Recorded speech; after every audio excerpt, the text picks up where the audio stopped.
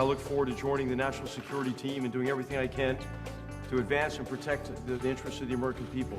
From the battlefields in the White House to dealing with a new world order, H.R. McMaster has always led by speaking truth to power. Nothing's rosy in Iraq, okay? So I don't want to give you an unrealistic perspective here. From field testing a new counterinsurgency strategy in Iraq to calling out the political and military leadership failures in Vietnam, H.R. McMaster, the cavalry officer turned PhD scholar, is now sharing his leadership lessons learned in the trenches at Stanford. As part of the Marines Memorial Association's tradition of honoring commitment and sharing timeless leadership lessons learned in all walks of life, the conversation continues in this online extension of what normally takes place at the Marines Memorial Club, a public, nonprofit hotel, theater, restaurant, and event space in downtown San Francisco, serving generations past and generations to come for nearly 75 years and counting. I'm Correspondent Mike Cerre, and this is Leading from the Front. The personal opinions expressed here are those of the speakers and not necessarily those of the Marines Memorial Club. Hey, H.R. McMaster, good to see you again. Thanks for joining the Marines Memorial Club for our Speakers Forum here. Hey, Mike, it's great to be with you and great to be back at the Marines Memorial Club, at least virtually. Yeah, and you're just down the road in Stanford. Not a bad place to hang out and shelter in place, I would imagine. Can you think of a better place to be doing that? But hey, there's no complaints from me. I mean, I feel very fortunate, and I still get to teach, I still get to write, and to have conversations with you. So what could be better than Hey, that? the last conversation we had, we were in the theater at the club, April 2019. You were just now readjusting to your new civilian and non-military life, and after your tenure as a national security advisor.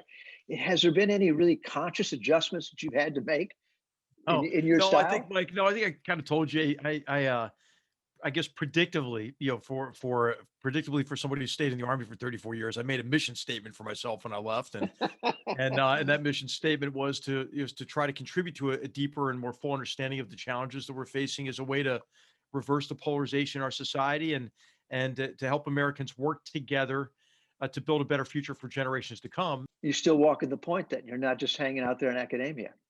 I mean, you're really out there.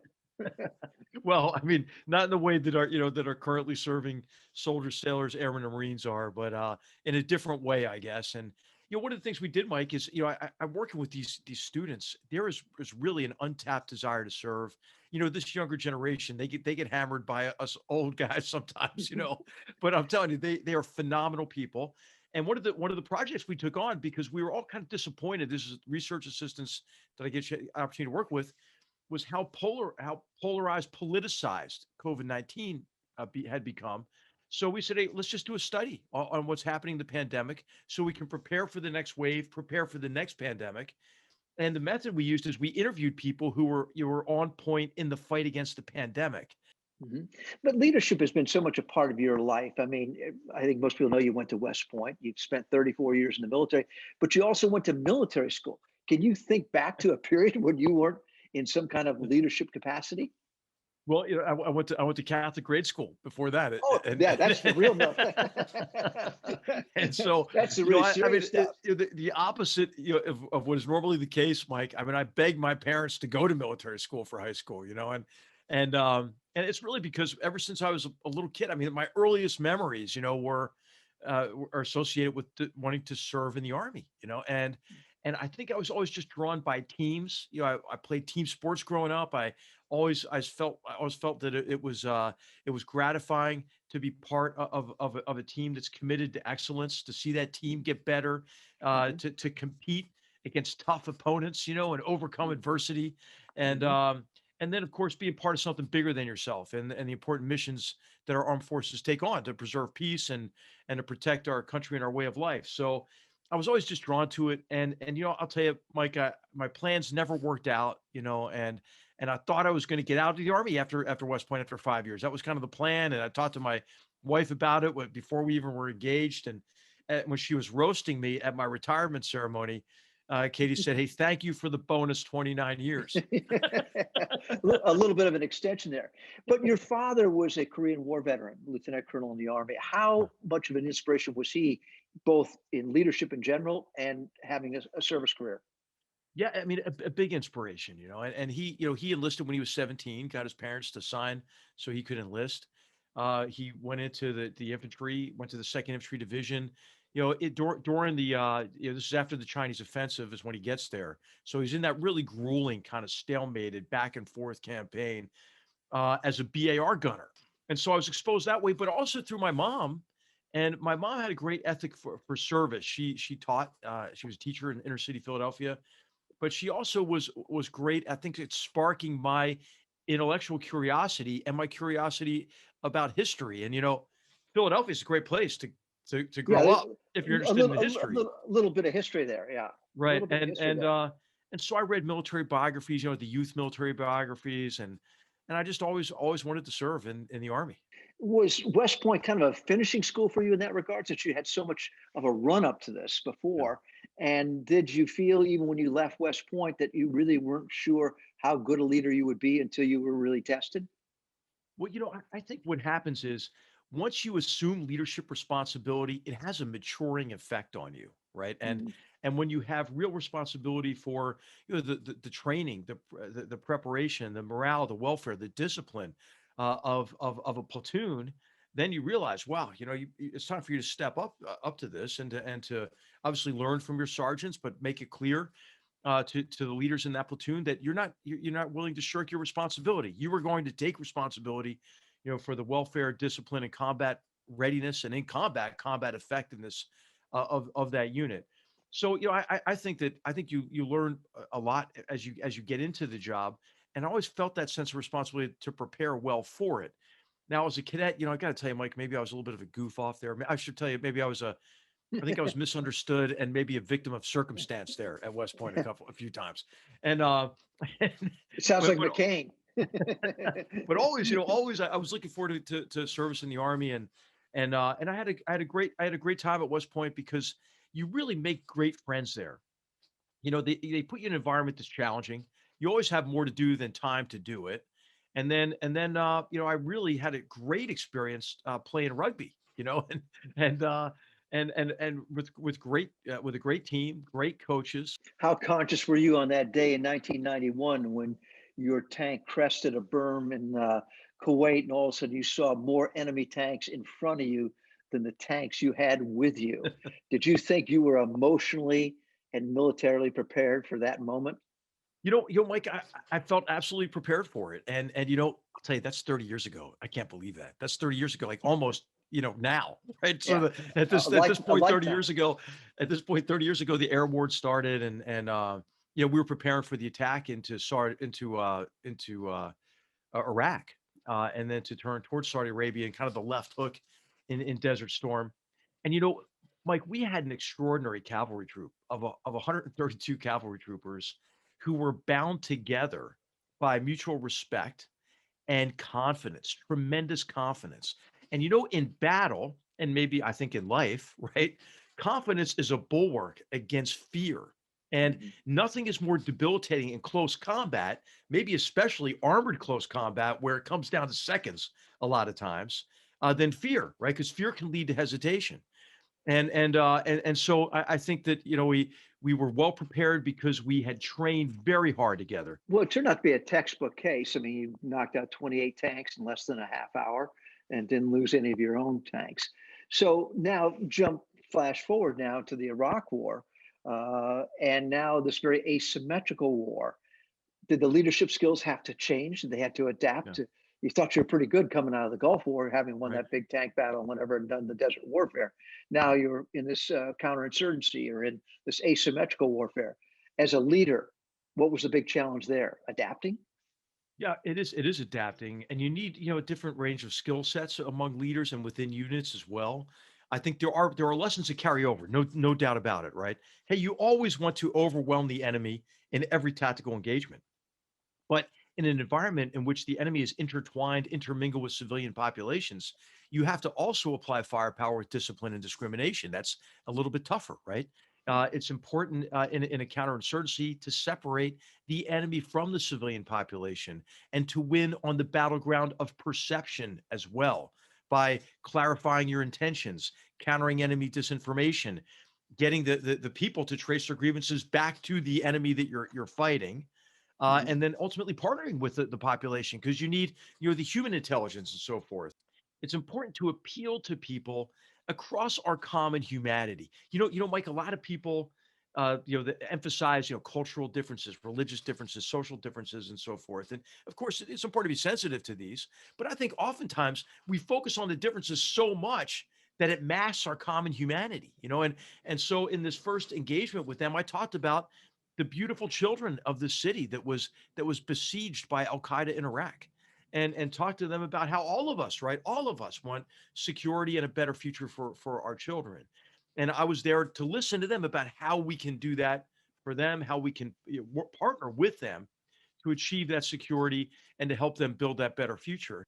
Now, in between those two combat tours, you go back to academia. You go to the University of North Carolina to get a master's degree and PhD.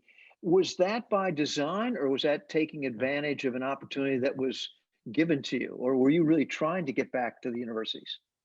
No, I always wanted to go back and teach at West Point because, many of my professors at West Point turned out to be real role models for me. So I always wanted to study history or, international relations.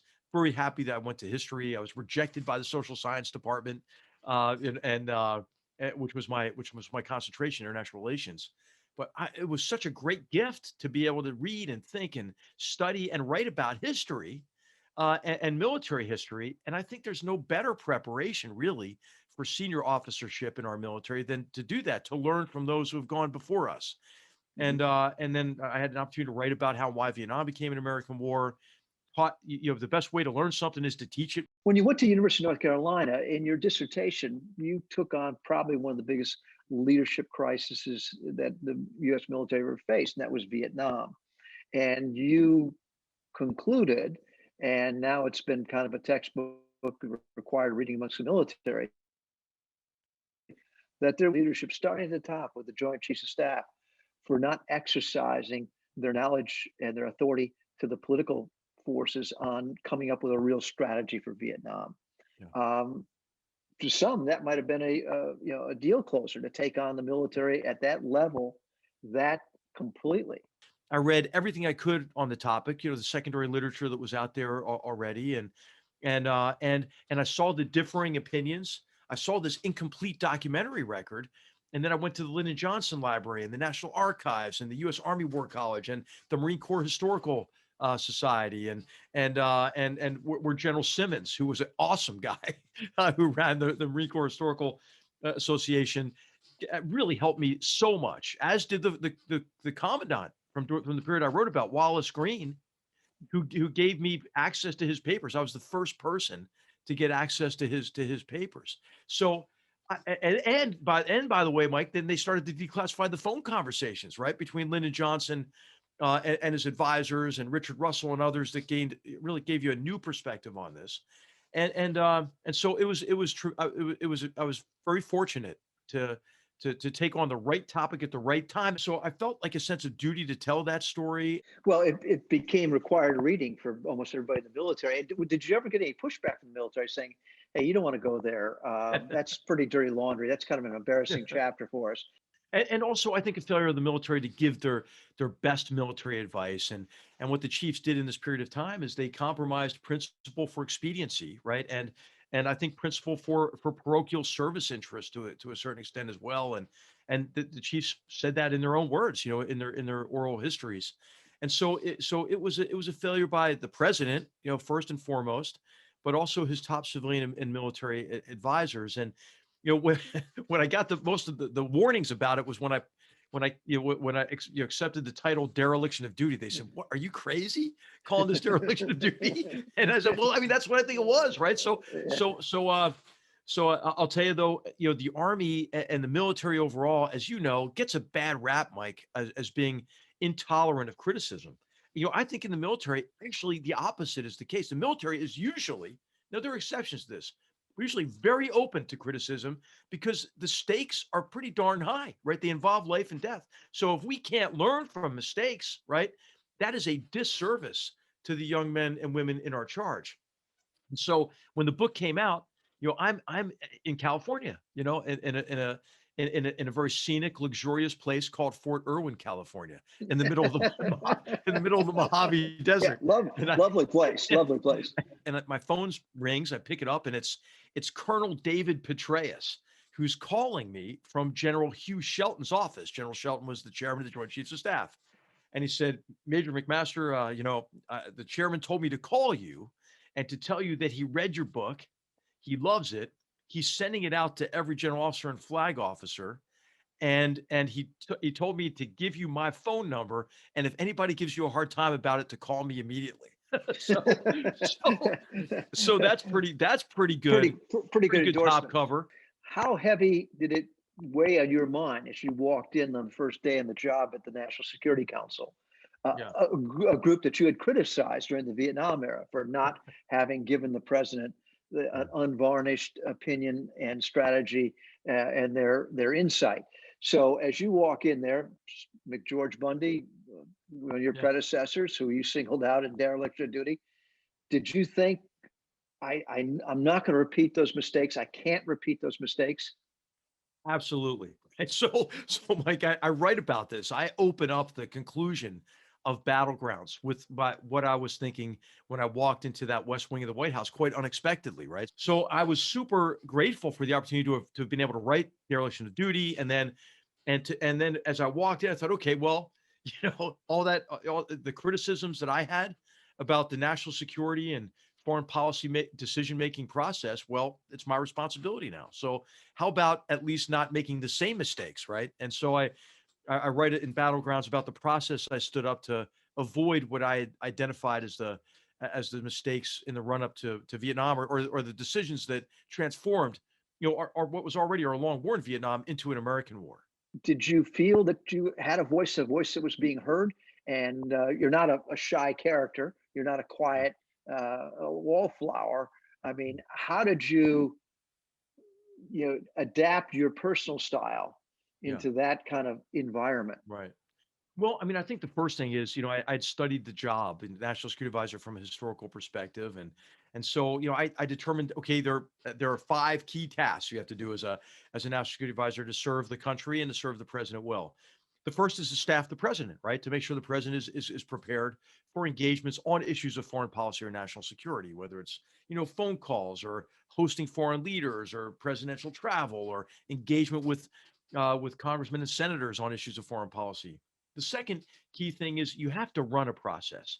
You have to run a process that is designed to deliver best analysis and multiple options, plural, to the elected president. So that president can determine, his or her agenda. The third thing you do is communicate. You communicate the president's policies and decisions across the departments and agencies and to relevant audiences. Sometimes the American public. I don't think you should do that. I mean, I had to do that more than I wanted, because sometimes the heads of departments and secretaries weren't stepping up to do it, or to engage with members of the Hill. But also that's best done by the secretaries. And then the fourth thing you do is you help maintain unity of effort with like-minded partners and with our allies. The relationships with other national security advisors is important there. Sometimes with heads of state or foreign ministers, especially if you already have relationships with some of them. And then finally, Mike, I mean, just like in an Army unit, a Marine unit, you have to lead an organization, right? And you have to provide them with what we call in the military purpose, motivation, and direction.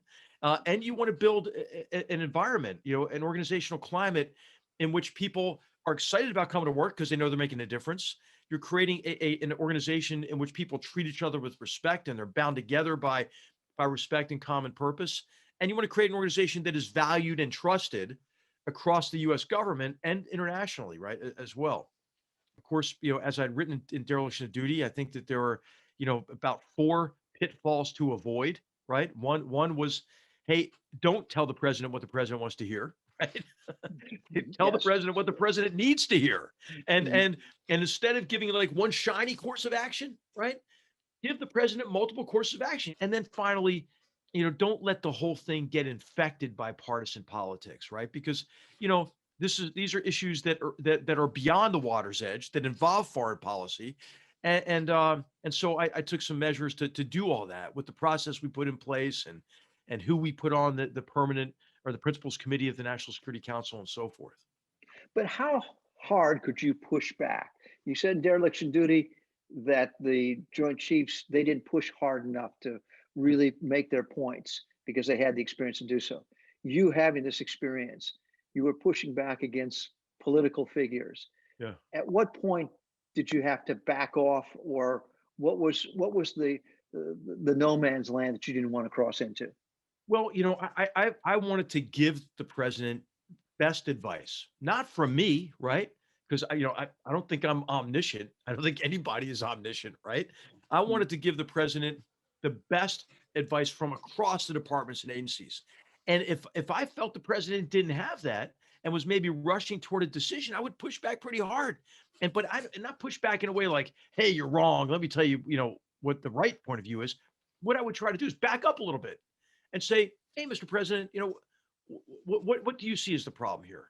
What do you think our goals should be and objectives? Did we agree on these goals and objectives? Maybe also, and then allow me to bring you a few courses of action to look at, and you'll make the decision that you want to make. And I'll tell you, Mike, whenever we did that, I think we got really good outcomes in that first year. I mean, if you remember, 2017, I think the Yeah. first time ever that an administration, since it was required, going back to the Reagan administration, published a national security strategy within the first year. I think you just saw the recently declassified China framework for the Indo-Pacific strategy. I think solid document, and there are a whole range of implementation plans that are associated with that. And I think that was the most significant shift in U.S. policy since the end of the Cold War. So, I got to work with real tremendous professionals. Joe Dunford, I mean, top on my list And of it's something we people to talked work to with. we talked to Joe earlier, and I asked him that same question. I said, "How hard would you push back? What battles did you knew you had to fight, and how long you could fight?" And one of the things he said that I thought was very interesting. He said, "The one thing I feared most was losing credibility and a voice at the table." He said, "I lost some battles and some arguments, but I always wanted to maintain that I had a voice and credibility at the table." Did you feel that Yeah. same pressure as to when you had to finally back off? No, I mean, not really. Maybe that's why I only lasted 13 months, Mike. And he lasted two. There's, And he but lasted for I two mean, hey, listen, administrations. listen.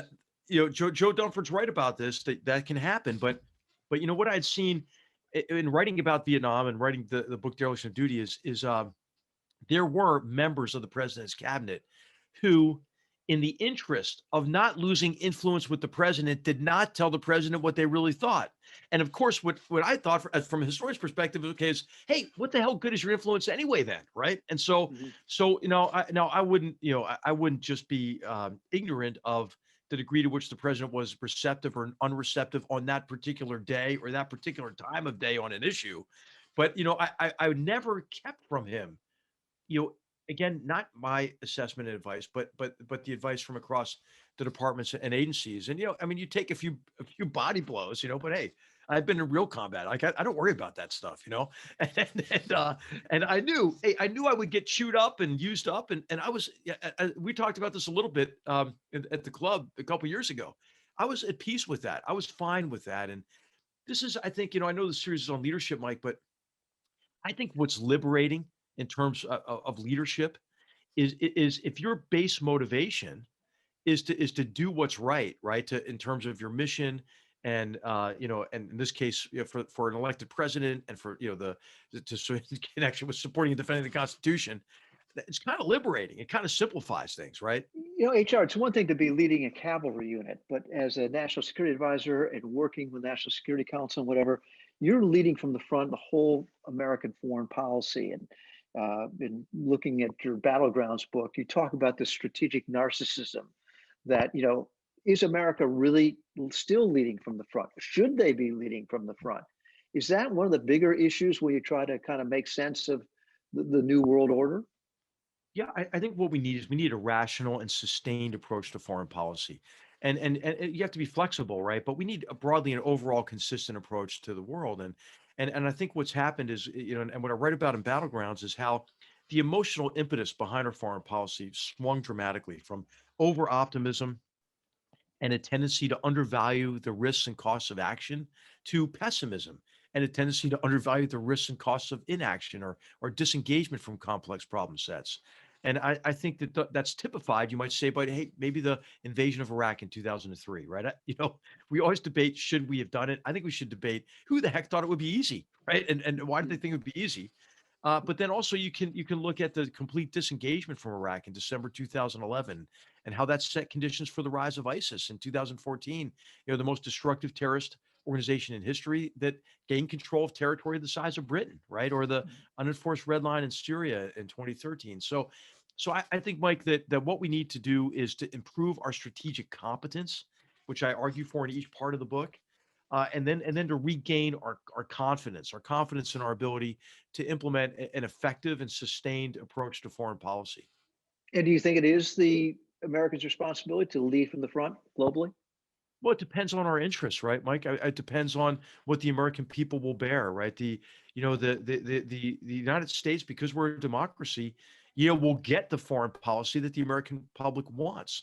And what I argue in the book is that our leaders have done a really terrible job, I think, in recent years in explaining to the American people two things they deserve to know about our foreign policy, and it's certainly about military efforts abroad, which is, hey, what's at stake, right? Why do we care about this? Why is this important to Americans? And then the second is, what is the strategy? What is the strategy that will deliver an outcome, an acceptable outcome, a positive outcome, consistent with our vital interests at an acceptable cost? And I don't think our leaders have done a very effective job at that. And I think what you've seen is leaders who fail to lead. But when you look at Afghanistan and you compare it to Vietnam, the length of Afghanistan, was it because of the different, this mission creep, or the original mission changed from No, rooting out? yeah.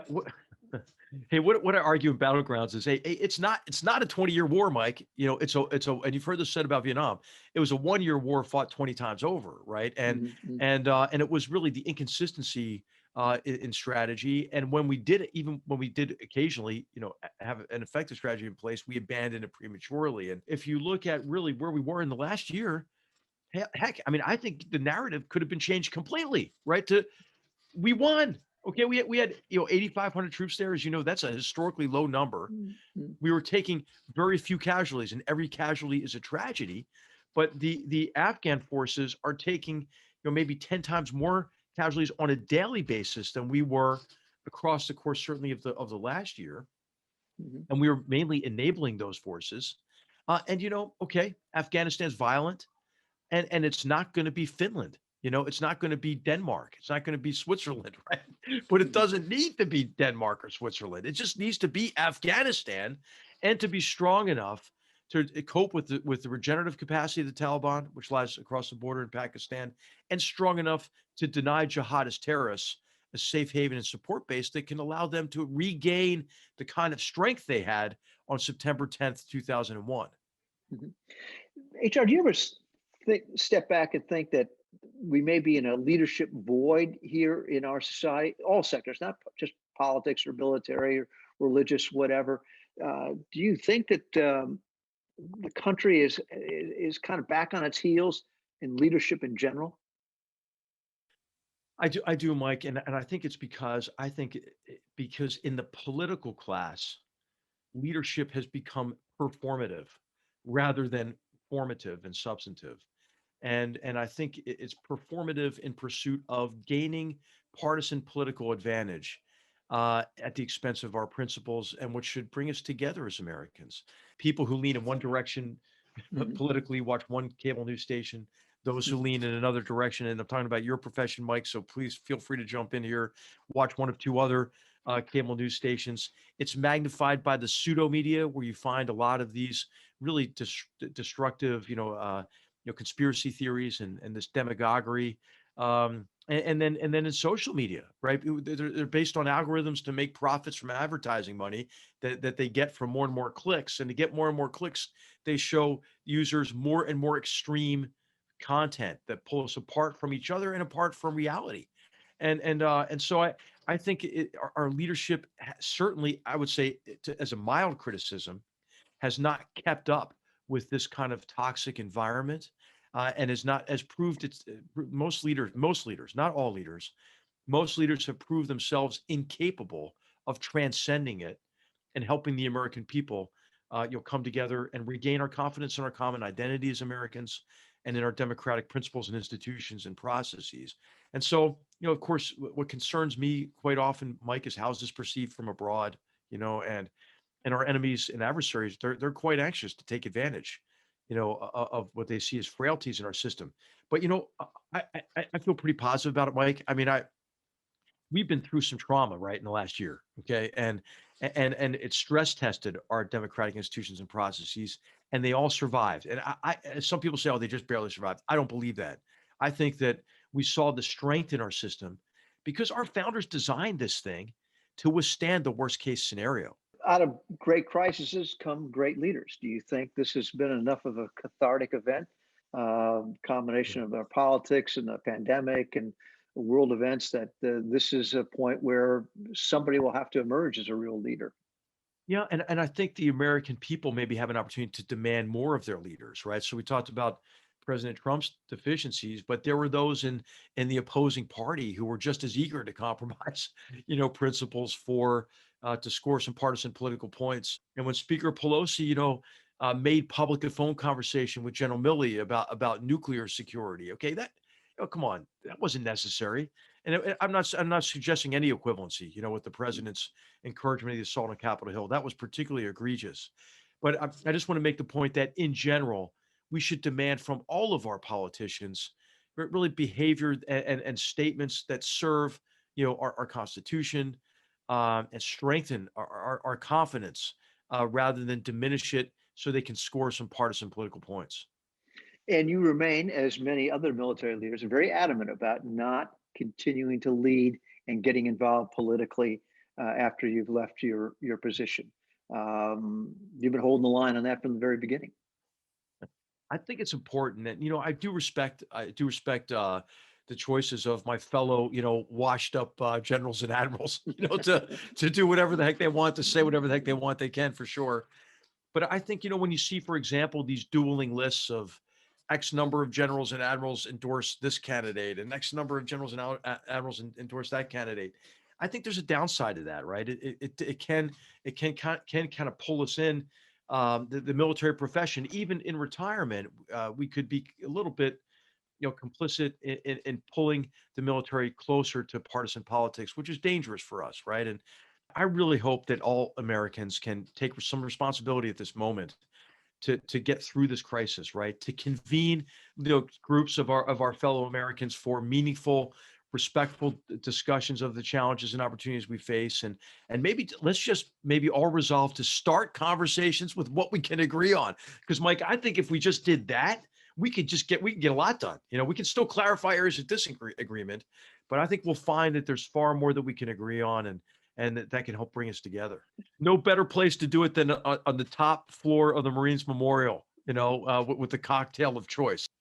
HR, we're ready for you. And thank you again for your contributions to the club and, of course, for your distinguished service to the country. We really appreciate it. Mike, hey, thanks to you, and thanks for the Marines Memorial for continuing the legacy of a place where we can gather, right, across our military profession, but with the citizens in whose name we fight. And I can't wait for us to be back to the situation where we can convene there together again. So thanks for the opportunity to be with you virtually, Mike. All right, stay healthy. You too. For more information on Leading from the Front and how you can support it and the Marines Memorial Association with your tax-deductible contribution during this challenging time, go to ourmission.marinesmemorial.org/lead.